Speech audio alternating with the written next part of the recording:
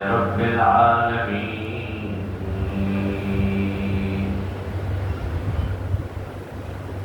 والعاقبة للمتقين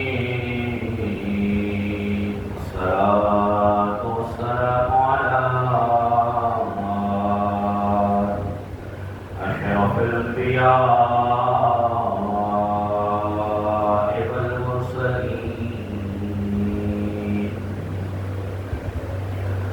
وعلى آله وأصحابه أجمعين. أما بعد فأعوذ بالله من الشيطان الرجيم. بسم الله الرحمن الرحيم.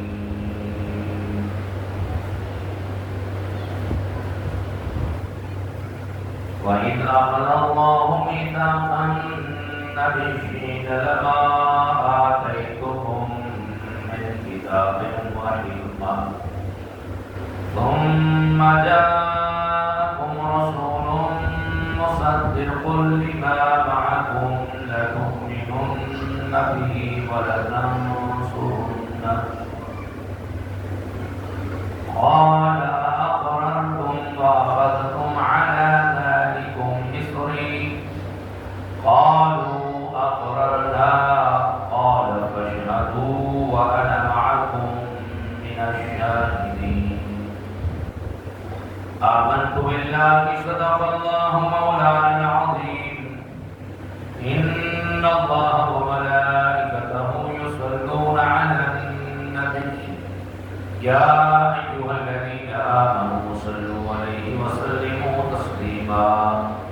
اللهم صل على سيدنا ومولانا محمد وعلى آل سيدنا ومولانا محمد وبارك وسلم. الصلاة والسلام عليك يا سيدي يا رسول الله وعلى آلك وأصحابك يا سيدي يا حبيب الله. مولاي صل وسلم دائما أبدا على حبيبك خير الخلق كلهم. يا بالمصطفى بلغ مقاصدنا واغفر لنا ما مدى يا واسع الكرم. وأحسن منك لم تر قط عيني وأجمل منك لم تلد النساء. خلقت مبرأ من كل عيب كأنك قد خلقت كما تشاء. بعد از دوسرا لائق صد و تکریم احباب ذوالجلال خالق کائنات کا تھوڑا شکر ہے کہ اس کی توفیق سے ہم جمعۃ المبارک اس بابرکت دن اللہ تعالیٰ نے ہمیں پہلے اپنے گھر میں آنے کی توفیق عطا فرمائی. رب ذوالجلال کی بارگاہ میں دعا ہے کہ خالق کائنات ہمیں حق بات بیان کرنے سننے اور اس پر عمل پیدا ہونے کی توفیق عطا فرمائے. آج سورہ آل عمران کی آیت نمبر 81 آپ احباب کے سامنے تلاوت کرنے کا شرف حاصل کیا ہے، جس میں اللہ رب ذوالجلال نے اپنے پیارے محبوب نبی رحمت کائنات صلی اللہ علیہ وآلہ وسلم کی آمد مبارکہ کا ذکر فرمایا ہے. احباب ذوالجلال اللہ رب ذوالجلال نے روز ازل عالم ارواح میں دو جلسے منعقد کیے. ایک جلسہ توحید کا اور دوسرا رسالت کا. خالق کائنات نے اپنی وحدانیت کے اقرار کے لیے تمام روحوں کو جمع کیا. ان میں امیر بھی تھے، قریب بھی تھے، ادنا بھی تھے، اعلیٰ بھی تھے، ماننے والے بھی تھے، منکر بھی تھے، کافر بھی تھے، مسلمان بھی تھے، عام بھی تھے اور خاص بھی تھے۔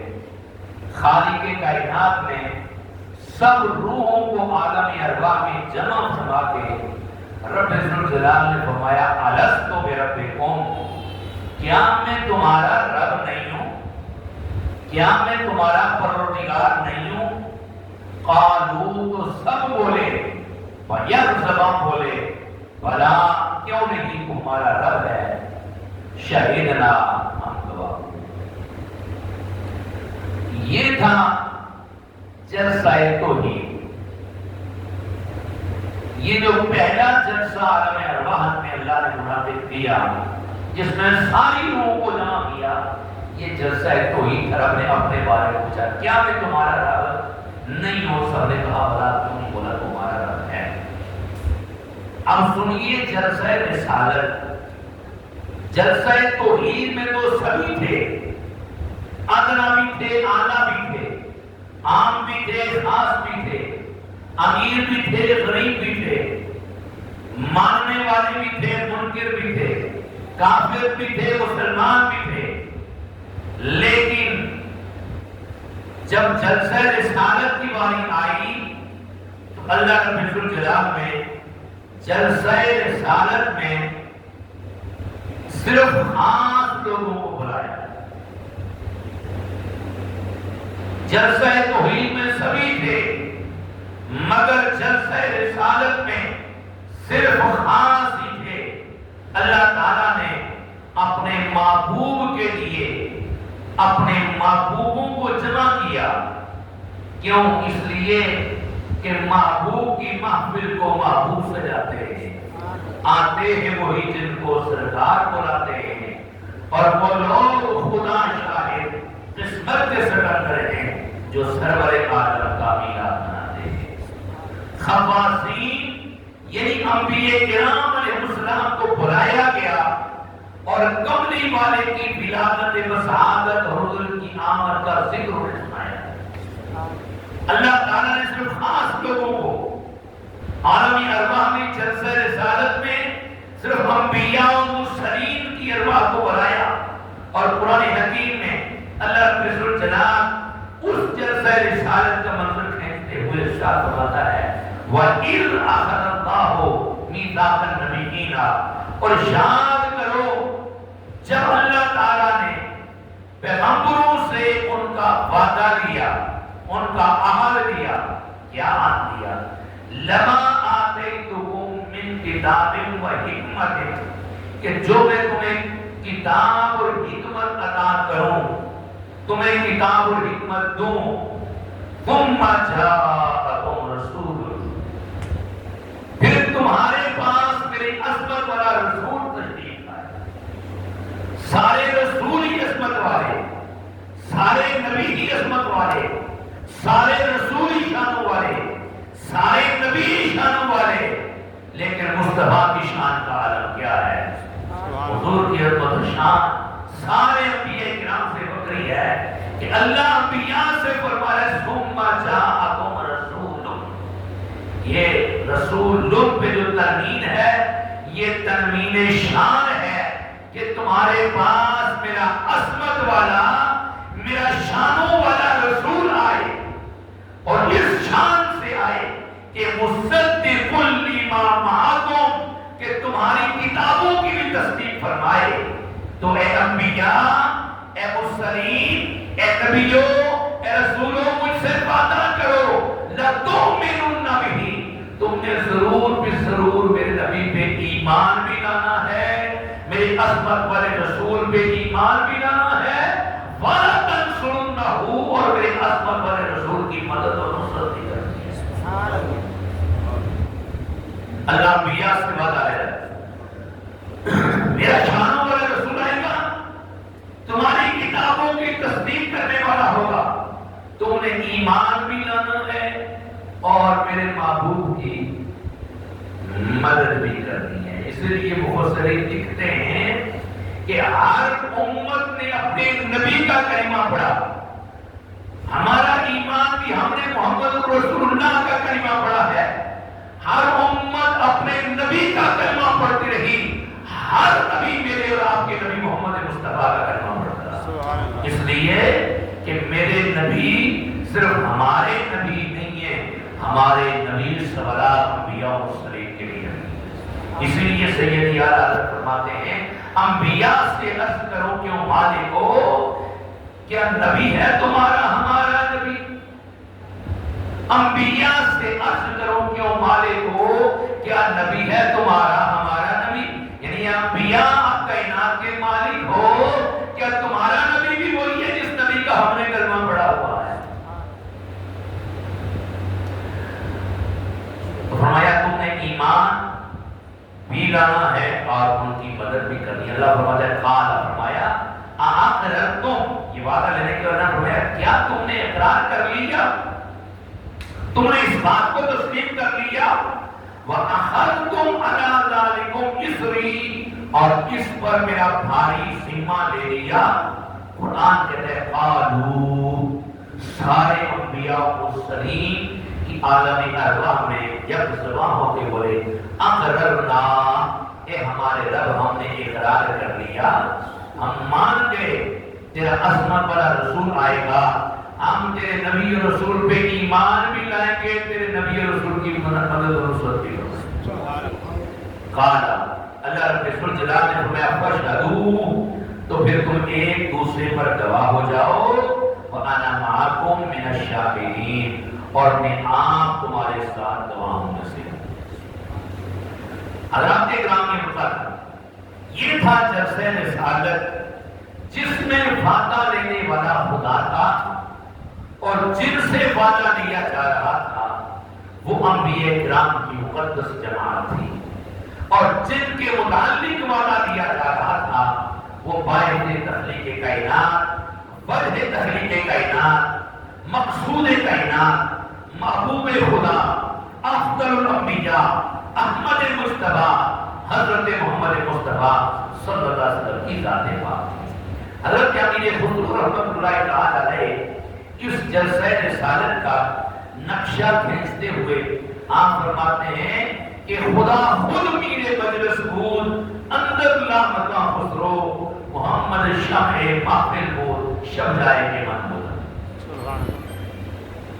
معزز سامعین، قرآن مجید کی اس آیت کریمہ سے ثابت ہوا کہ میلاد مصطفیٰ صلی اللہ علیہ وسلم کا بانی خود اللہ رب الجلال ہے، اور سب سے پہلے حضور امام الانبیاء سرور کائنات صلی اللہ علیہ وآلہ وسلم کی ولادت و سعادت کا تذکرہ خود خالق کائنات نے انبیاء کرام علیہ السلام کی جماعت میں کیا.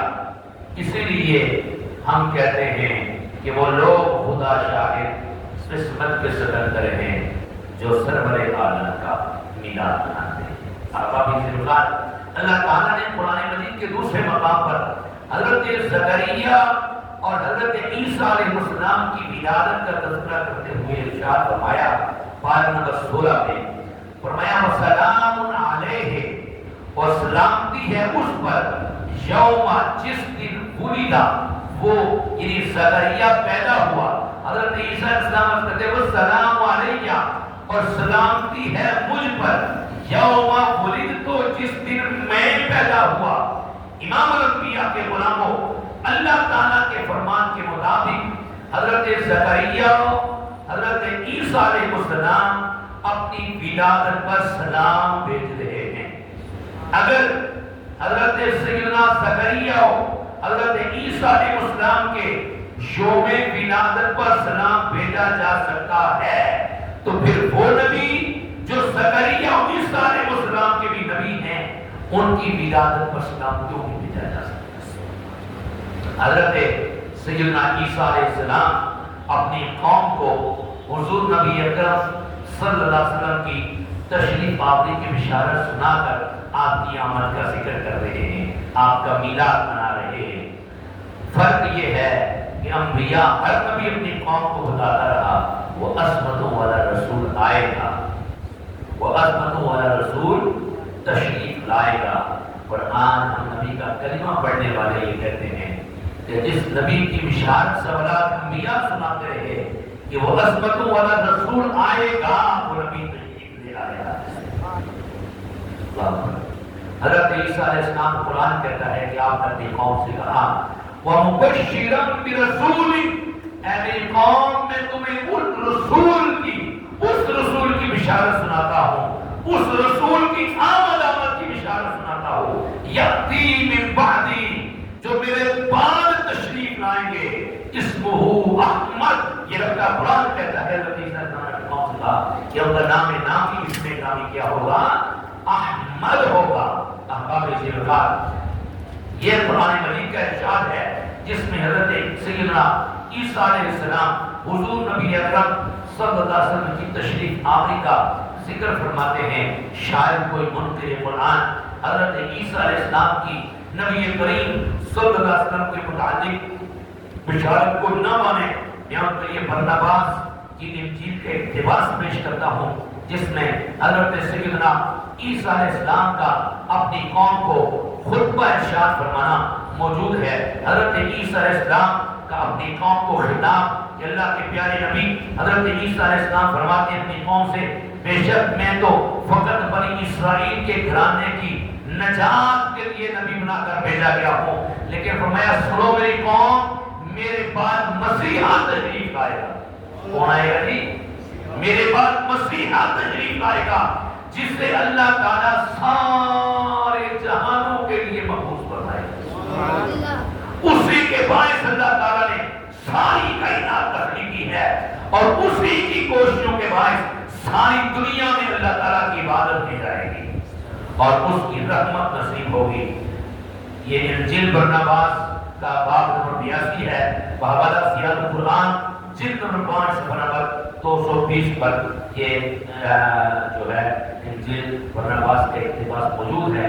احباب ذوالفقار، لاواسی اللہ رب الجلال نے قرآن مجید میں انبیاء کرام علیہ السلام کے ذکر اور ان کی یاد بنانے کا حکم فرمایا ہے۔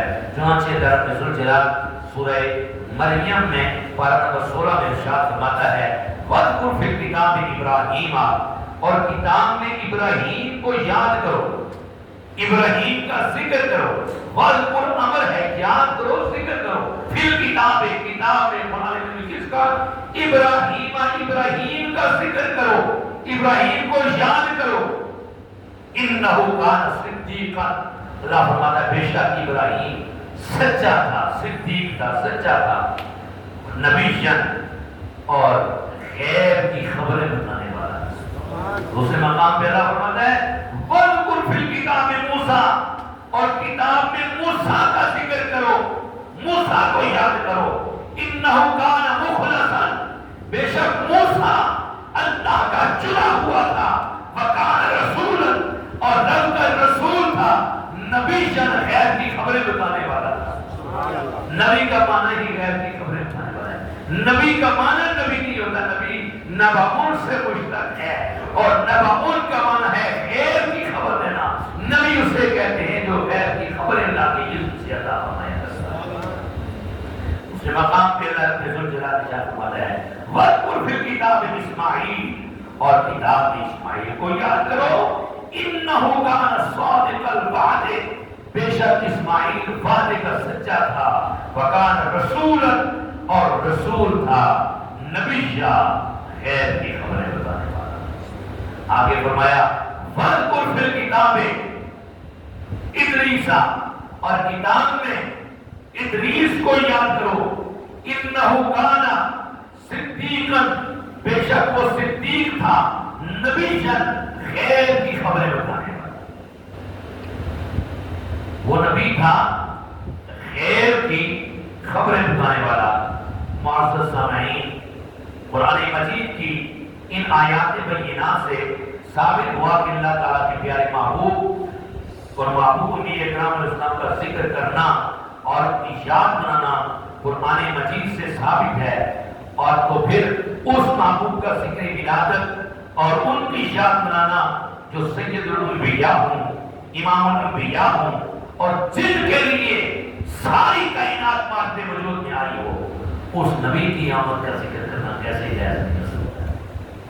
اللہ نے محترم، اللہ رب الجلال نے قرآن مجید کے 30ویں پارے میں اپنی نعمت کا چرچا کرتے ہوئے حکم فرمایا، اما بنعمت ربک فحدث، میں اپنے رب کی نعمت کا چرچا کرو۔ اور بخاری شریف میں ہے، بخاری شریف جلد نمبر 2 صفحہ نمبر 566 پر یہ حدیث موجود ہے کہ محمد صلی اللہ علیہ وآلہ وسلم نعمت اللہ، کہ محمد صلی اللہ علیہ وسلم اللہ تعالیٰ کی نعمت ہے، اور کائنات میں اللہ کی سب سے بڑی نعمت میرے اور آپ کے آقا فاطمہ الزہرا کے بابا حسنین کے نانا کی ذات ہے، حضرت سیدہ آمنہ کے ام الیتیم کائنات میں اللہ کی سب سے بڑی نعمت ہے۔ اور اللہ فرماتے ہیں اما بنعمت ربک فحدث، اللہ کی نعمت کا چرچا کرو، اور عام چرچا بھی نہیں پڑتا، فحدث خوب چرچا کرو۔ تو چرچا کیسے ہوتا ہے؟ ذکر کر کے ہی ہوتا ہے، دل میں تو چرچا نہیں ہوتا۔ اللہ تعالیٰ کے فرمان کے مطابق کہ اپنے رب کی نعمت کا چرچا کرو، اور بخاری شریف سے ثابت ہو گیا کہ حضور امام الانبیاء صلی اللہ علیہ وسلم اللہ کی نعمت ہیں، لہذا امام الانبیاء علیہ السلام کی ولادت کا ذکر کرنا، آپ کے معجزات بیان کرنا، آپ کی صفات بیان کرنا، حضور کی نعت پڑھنا صرف جائز ہی نہیں ہے بلکہ ذریعہ نجات ہے۔ جیسا کہ امام الانبیاء صلی اللہ علیہ وسلم کے چچا ابو لہب نے آپ کی ولادت کی خوشی میں سویبہ کو عذاب کیا تھا، تو پیر کے روز اس پر قبر کا عذاب ہلکا ہو جاتا۔ اور آپ یہ نہ سمجھیں امام الانبیاء صلی اللہ علیہ وسلم کا میلاد صرف ہم ہی بیان کر رہے ہیں، یا حضور کی عظمت و شان کو صرف ہم ہی بیان کرتے ہیں، نہیں، بلکہ سید دو عالم صلی اللہ علیہ وسلم کی عظمت و شان کا بیان اور حضور کی تشریف آوری اور آقا کے میلاد کا بیان خود اللہ تعالیٰ نے بیان کیا ہے۔ جیسا کہ پارہ نمبر 3 کی سورہ آل عمران کی آیت نمبر 81 جو میں نے خطبہ میں تلاوت کی، اس کے ضمن میں آپ نے سنا کہ اللہ تعالیٰ نے کیسے اپنے محبوب کی آمد کا ذکر فرمایا، اور خود امام الانبیاء صلی اللہ علیہ وسلم نے بھی اپنا میلاد پاک بیان کیا ہے، اور آپ کا میلاد، حضور کی آمد کا ذکر حضور کے صحابہ نے بھی کیا ہے، اور آپ کا میلاد بزرگان دین اور یہ نظام رحمہ اللہ تعالی مجمعین نے بھی کیا ہے۔ آئیں دیکھیں کہ حضور امام الانبیاء صلی اللہ علیہ وسلم نے اپنا میلاد خود کیسے بیان کیا۔ حدیث مبارکہ ہے، مشکاہ شریف کی حدیث ہے، صفحہ نمبر 513 ہے، حضرت عباس رضی اللہ تعالیٰ عنہ اس حدیث مبارکہ کے راوی ہیں۔ آپ فرماتے ہیں کہ آپ حضور فرماتے ہیں حضور کی بارگاہ میں حاضر ہوا، راوی کہتے ہیں کہ حضور کی بارگاہ میں حضرت عباس حضور فَكَأَنَّهُ سَمِعَ شَيْئًا، گویا کہ حضرت عباس نے کسی سے کچھ سن رکھا تھا۔ حضور کی بارگاہ میں حاضر ہوئے اور حضرت عباس نے بتایا، یا اللہ کے محبوب نے اپنی نگاہ نبوت سے خود جان کر حضور فقام النبی صلی اللہ علیہ وسلم ممبر، میرے آقا ممبر پہ تشریف فرما ہوئے، صحابہ کو خطاب فرمانے کے لیے ممبر پہ حضور آئے، اور اللہ کے محبوب نے فرمایا فقال من انا، حضور نے فرمایا میرے صحابہ مجھے بتاؤ میں کون ہوں؟ تو صحابہ نے عرض کیا انت، من انا میں کون ہوں؟ تو صحابہ نے عرض کیا انت رسول اللہ علیہ السلام ہو، آپ پر سلام ہو، آپ تو اللہ کے رسول ہیں، کوئی شک نہیں کہ حضور اللہ کے رسول ہیں۔ صحابہ نے بھی حق بیان فرمایا، لیکن چونکہ حضور کے نسب پہ دان تھا، اس لیے اللہ کے محبوب نے اس جواب پر اکتفا نہ کیا۔ اللہ کے محبوب نے اپنی شان عظمت کو خود بیان کرتے ہوئے، اپنی فضیلت کو خود بیان کرتے ہوئے، اپنی خاندانی طہارت کو خود بیان کرتے ہوئے اللہ کے محبوب نے اپنا میلاد کیوں بیان کیا؟ قال امام الانبیاء نے فرمایا انا محمد ابن عبداللہ ابن عبد المطلب، فرمایا میں محمد ہوں، عبداللہ کا بیٹا ہوں، عبد المطلب کا پوتا ہوں، ان اللہ تعالی خلق الخلق فجعلنی فی خیرہم فرقۃ، بے شک اللہ تعالیٰ نے جب مخلوق کو پیدا کیا تو مجھے سب سے بہترین مخلوق میں بنایا، یعنی انسانوں میں بنایا. ثم جعلہم فرقتین فجعلنی فی خیرہم فرقۃ، پھر اللہ رب ذوالجلال نے انسانوں میں دو گروہ بنائے، عرب و عجم. فجعلنی فی خیرہم فرقۃ، تو مجھے دو گروہوں میں سے سب سے بہترین گروہ عرب میں رکھا، گروہ عرب میں بنایا. ثم جعلہم قبائل، پھر اللہ نے عرب میں قبیلے بنائے. فجعلنی فی خیرہم قبیلۃ، یہ اللہ کے محبوب علیہ السلام اپنا میلاد خود اپنی زبان اقدس سے بیان فرما رہے. اللہ کے محبوب اپنی زبان سے اپنی آمد کا ذکر فرما رہے، اپنی خاندانی طہارت کا ذکر فرما رہے. ہر دور میں اپنی فضیلت، اپنی عظمت، اپنی طہارت، اپنی نفاست کا ذکر خود مصطفیٰ جن رحمت فرما رہے. میں ثم جعلہم قبائل، پھر اللہ نے عرب میں قبیلے بنائے. فجعلنی فی خیرہم قبیلۃ، اللہ نے سب سے بہترین قبیلے قبیلہ قریش نے مجھے بنایا. ثم جعلہ بیوتا، پھر اللہ نے قریش میں قبائل بنائے، قریش میں خاندان بنائے. فجعلنی فی خیرہم بیتا، اللہ نے سب سے بہترین خاندان بنو ہاشم سے مجھے پیدا فرمایا. امام الانبیاء صلی اللہ علیہ وسلم نے ارشاد فرمایا وانا خیرہم نفسا وخیرہم بیتا، اللہ کے محبوب نے فرمایا کہ میں ذاتی طور پر بھی سب سے اعلیٰ ہوں اور خاندانی اعتبار سے بھی سب سے اعلیٰ ہوں. ذاتی طور پر بھی مجھ جیسا کوئی نہیں ہے اور خاندان کے اعتبار سے مجھ جیسا کوئی نہیں ہے. پھر کیوں ہم نہ کہیں کہ سب سے اولا ہو اعلیٰ ہمارا نبی، سب سے بالا ہو اعلیٰ. سیدی اعلیٰ فرماتے ہیں کہ سب سے اولا ہو اعلیٰ ہمارا نبی، سب سے بالا ہو بالا ہمارا نبی، اپنے مولا کا پیارا ہمارا نبی، دونوں عالم کا دولہا ہمارا نبی. دونوں عالم سمجھتے ہیں، ایک عالم دنیا ہے، ایک عالم آخرت ہے. میں اس عالم کے بھی دولہا فاطمہ کے بابا ہیں، اس عالم کے بھی دولہا حسنین کے نانا ہے، اور اس جہان کے دولہا بھی مصطفیٰ نے رحمت ہے. اس مقام پر نصیر ملت دیکھتے ہیں، تیرگی میں اجالا ہمارا نبی، روشنی کا حوالہ ہمارا نبی، غیبنا کرنے والا ہمارا نبی، سب سے اولا ہو اعلیٰ ہمارا نبی، سب سے بالا ہو اعلیٰ ہمارا نبی، اور بحر غم میں کنارہ ہمارا نبی، چشم عالم کا تارا ہمارا نبی، آمینہ کا دلارا ہمارا نبی، دونوں عالم کا دلہا ہمارا نبی، اپنے مولا کا پیارا اور بحر غم میں کنارہ ہمارا نبی، چشم عالم کا تارا ہمارا نبی، اور جس کی تبلیغ سے حق نمایاں ہوا، خود قضا جس کی آمد سے بینا ہوا، جس کے جنموں سے ابلیس سے لرزاں ہوا، بزم آخر کا شمع فروزاں ہوا، نور اول کا جلوہ ہمارا نبی. اور درب غیروں کے زحمت سید نصیر الدین نصیر فرماتے ہیں، درب غیروں کے زحمت نہ فرمائیے، بھیک لینی ہے تو مدینے چلے جائیے، کوئی دیتا ہے تو سامنے لائیے، ارے کون دیتا ہے دینے کو منہ چاہیے، دینے والا ہے سچا ہمارا نبی. پیشے داور جو ہے آسینوں کا وکیل، جس کے ہاتھوں سے منظور ہوگی، ابھی میں خود آہستہ پڑھ رہا ہوں مگر میں جذبات میں بھی پڑھ سکتا ہوں. پیشے داور جو ہے آسینوں کا وکیل، جس کے ہاتھوں سے منظور ہوگی ابھی، جس کا مکھڑا ہے خود مغفرت کی دلیل، جس کی دو بوند ہیں کوثر و سلسبیل، ہے وہ رحمت کا دریا ہمارا نبی، جس کے عرفان پہ موقوف عرفان ذات، جس کی رحمت کے سائے میں ہے کائنات، اور جس کے در سے نکلتی ہے راہ نجات، جس کے تلووں کا دمر ہے آب حیات، ہے وہ جانے مسیحا. سیدی اعلیٰ حضرت کے عشق پہ قربان ہیں، آپ کی عقیدت و محبت پہ قربان ہیں، اور عقیدہ ہو تو ایسا ہوا فرماتے ہیں جس کے تلووں کا دمر ہے آب حیات. تلوہ پتہ ہے کسے کہتے ہیں؟ تلوہ پاؤں کی تری کو کہتے ہیں. محبت اللہ کو سبحان اللہ.